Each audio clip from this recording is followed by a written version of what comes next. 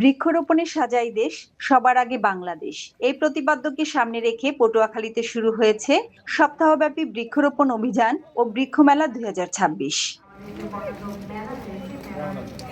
বুধবার সকাল ১০টায় জেলা প্রশাসন ও উপকূলীয় বন বিভাগের যৌথ আয়োজনে পটুয়াখালী সার্কিট হাউস থেকে একটি বর্ণাঢ্য র্যালি বের হয়ে শহরের বিভিন্ন সড়ক প্রদক্ষিণ শেষে শহীদ মিনার চত্বরে এসে শেষ হয়।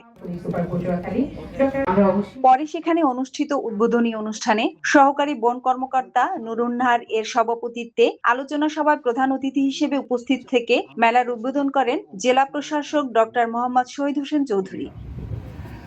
একসময় এটা নিয়ে প্রচুর আমার উৎসাহ। উদ্বোধনী অনুষ্ঠানে বিশেষ অতিথি হিসেবে উপস্থিত ছিলেন পুলিশ সুপার মোহাম্মদ আবু ইউসুফ, পটুয়াখালী জেলা পরিষদ প্রশাসক স্নেহাংশু সরকার কুট্টি, বিএনপি নেতা মাকসুদ আহমেদ বাইজিদ পান্না মিয়া সহ বিভিন্ন রাজনৈতিক দলের নেতৃবৃন্দ, স্কুল কলেজের শিক্ষার্থী ও বিভিন্ন শ্রেণী পেশার মানুষ।